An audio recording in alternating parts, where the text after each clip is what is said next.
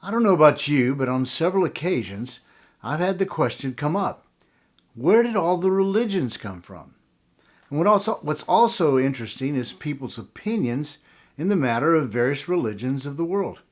You've probably heard someone say, well, basically, all religions eventually lead to the same place, don't they?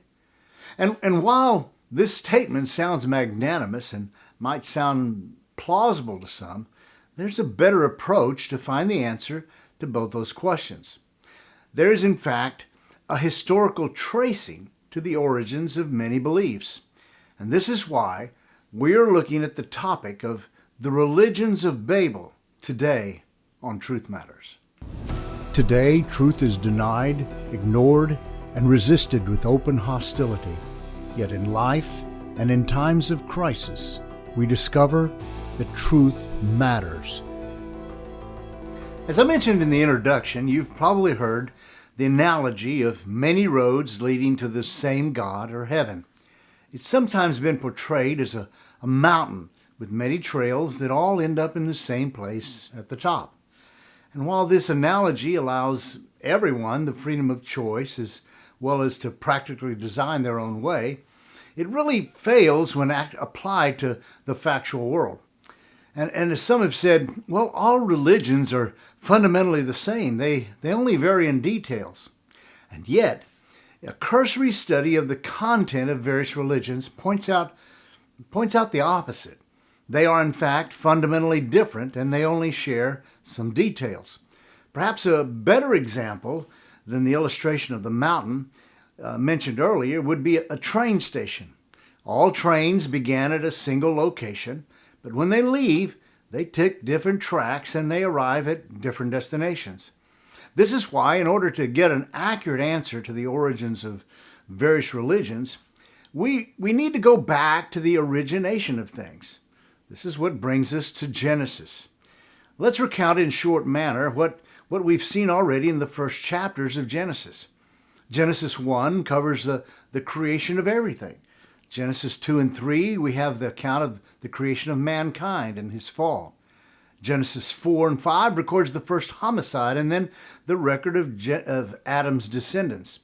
Genesis 6 tells us of the corruption of mankind as his numbers grow. Genesis 7 through 9 is the record of the flood and the covenant that God makes with Noah. Genesis 10 records the descendants of Noah, and this brings us to Genesis 11. If you haven't noticed, these first 11 chapters of Genesis provides us of what is called the origins of information in the Bible. In these chapters, we are told of the origin of the created world. We're told about the origin of sin and evil in the world. We have the first homicide.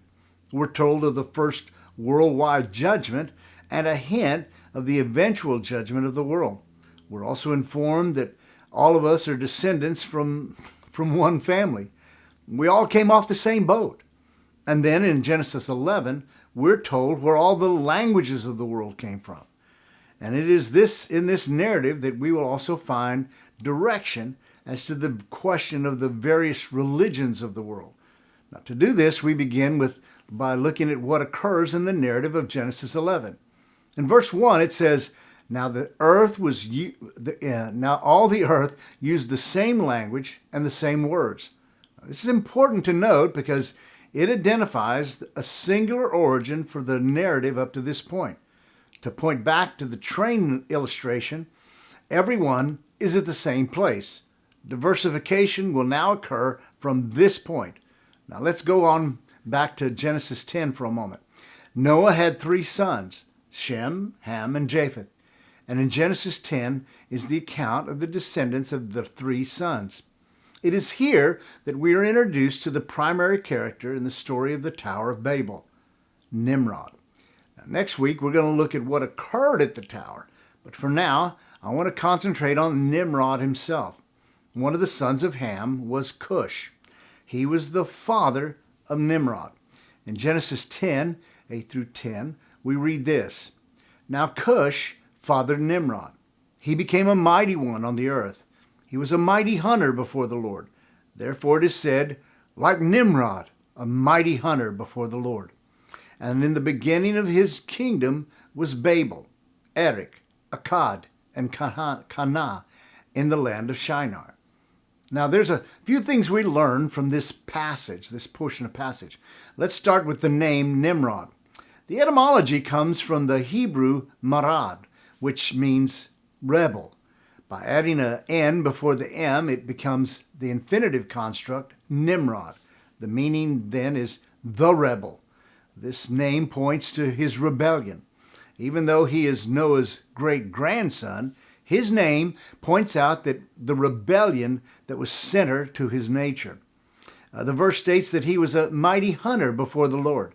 Now, at first reading, this seems to be a complimentary statement, but instead, Hebrew commentators and writers point out that the phrase mighty hunter in connection with his name should be understood that Nimrod was the hunter who became a tyrant, a powerful hunter of men.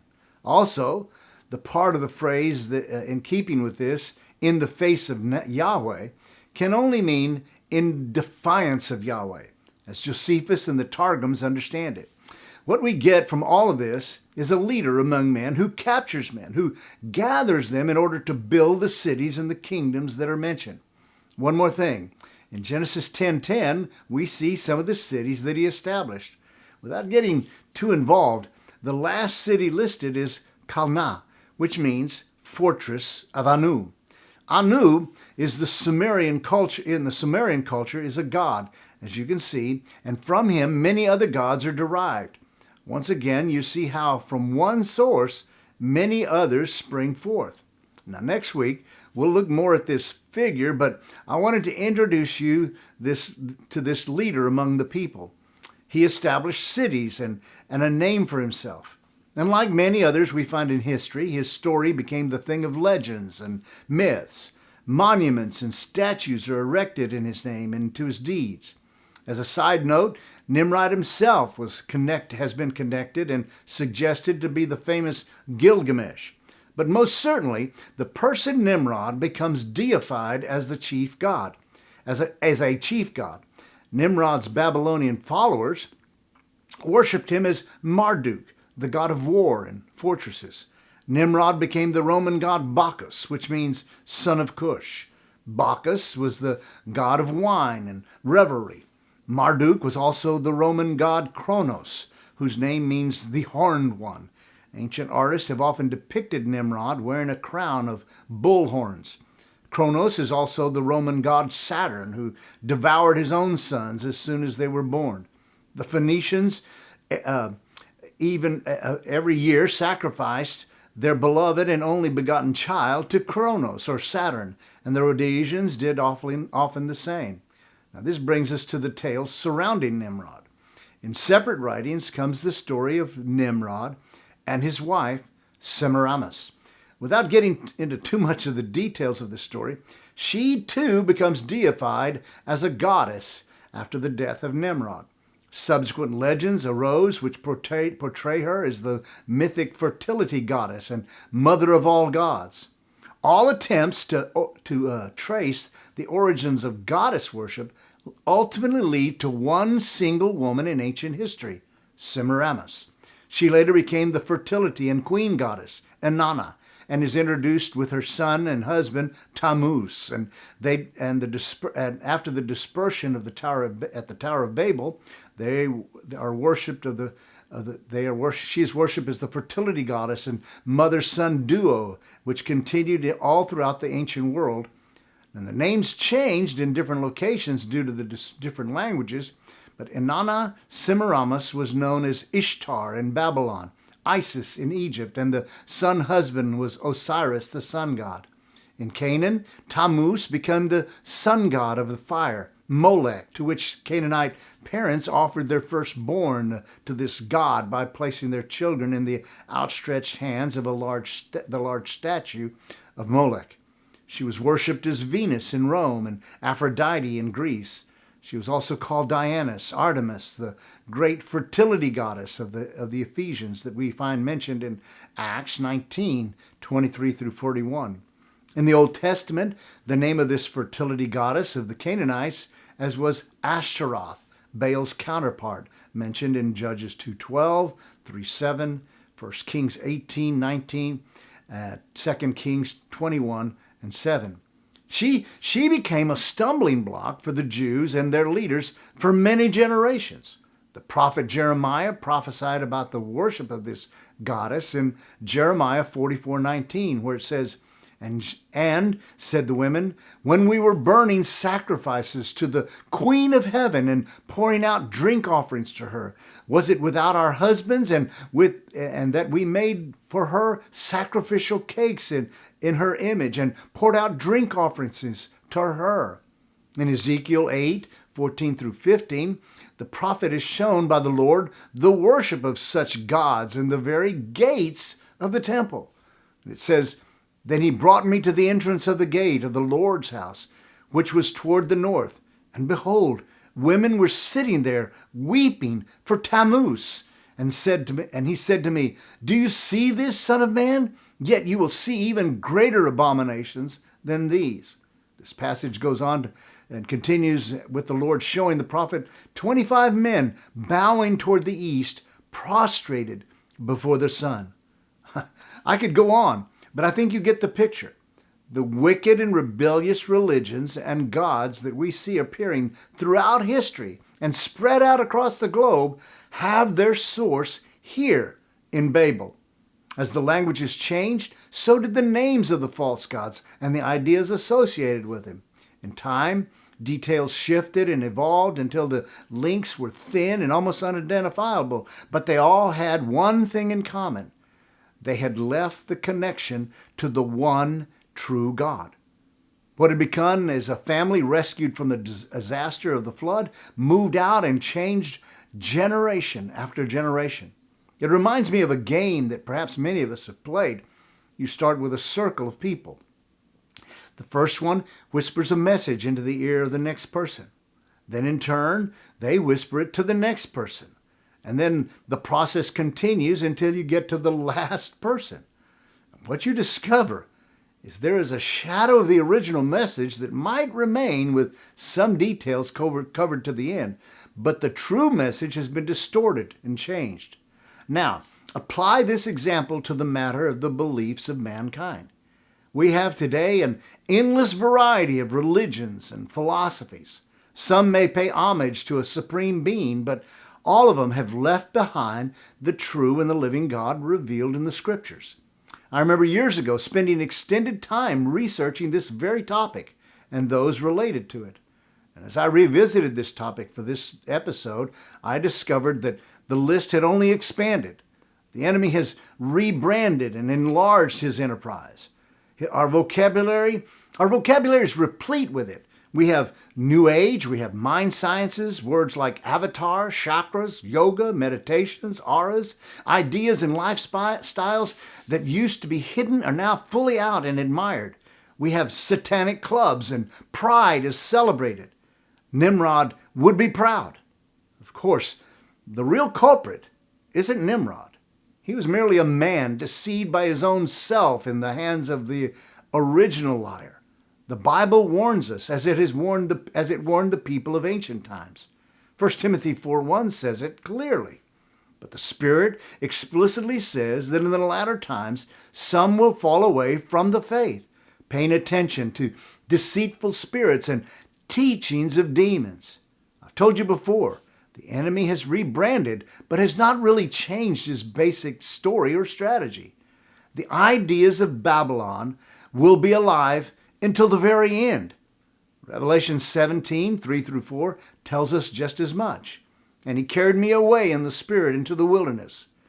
And I saw a woman sitting on a sacred scarlet beast, full of blasphemous names, having 7 heads and 10 horns. The woman was clothed in purple and scarlet and adorned with gold and precious stones and pearls, holding in her hand a gold cup full of abominations and the unclean things of her sexual immorality. And on her forehead a name was written, a mystery, Babylon the Great, the mother of prostitutes and abominations of the earth. We of all people should be aware and not be deceived.